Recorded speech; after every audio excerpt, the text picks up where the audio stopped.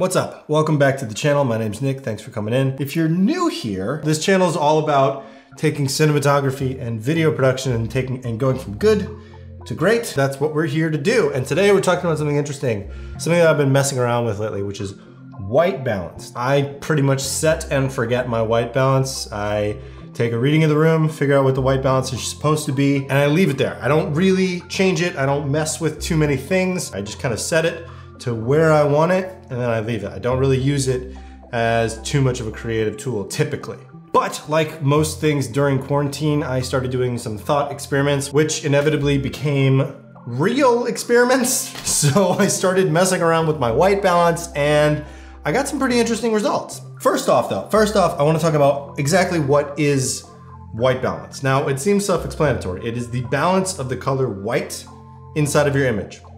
That's the basics of it. And white balance is measured in Kelvin and ranges from really, really warm temperatures like 2500 to 2700 Kelvin, which is like candlelight, all the way up to like 9900 Kelvin, which is really blue, like basically the color of the sky. And any light that you use to light your scene has a white balance rating. So it has some sort of measurement of white balance. So right now, I'm using two LED lights, both of which are balanced to 5500 Kelvin, which is right around daylight. Anywhere between 5000 and 6500 Kelvin is where you're gonna measure most daylight. But you can have lights like ARRI Fresnel, which are tungsten balanced, which is around 3200 Kelvin, or you can have 4300 Kelvin, which is a mixture of LED daylight and tungsten Fresnel. The general rule that you're gonna use is the higher the Kelvin rating, the cooler the light's going to be. Just kind of like a basic rule that you can follow. Generally, to set your white balance for your camera and for your lights, you're gonna take the camera's white balance setting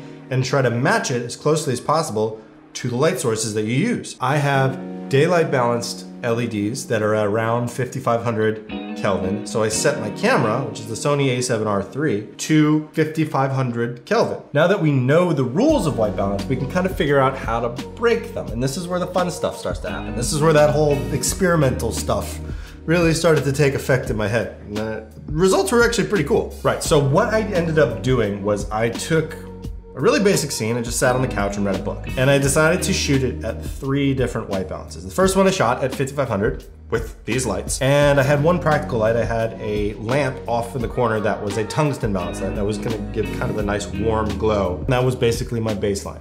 Then I turned the white balance down in my camera to 3200. And what that does is it remaps the color white inside of the camera, and you tell the camera that white is actually warmer than what it is. And what that does is effectively cools off the image.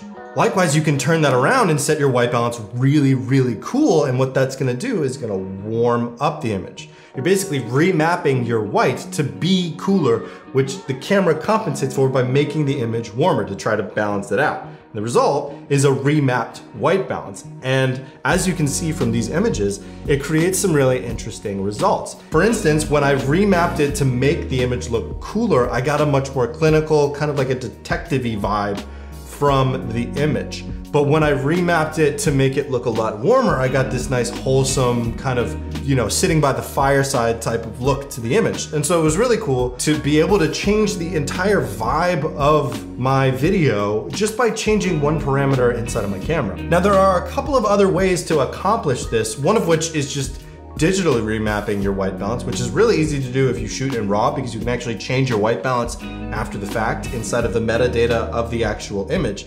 I don't shoot in RAW, so I had to do some color correction.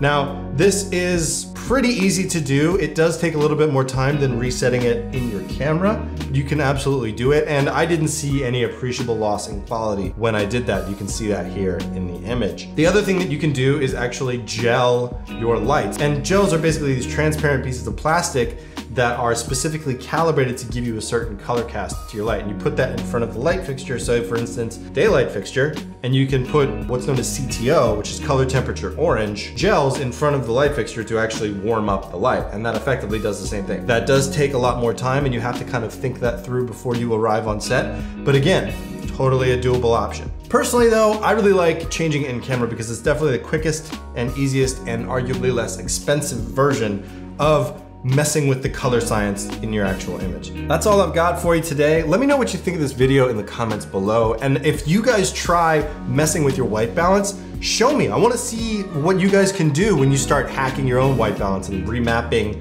what white actually means in your camera. Like, do you really like that warm glow? Do you really like that kind of cooler clinical glow? Like, how do you mess with white balance in your images? Let me know in the comments below. Like this video, go ahead and subscribe. I put out these videos as often as I can. Welcome to 2021. It's gonna be a great year, and I will see you guys soon.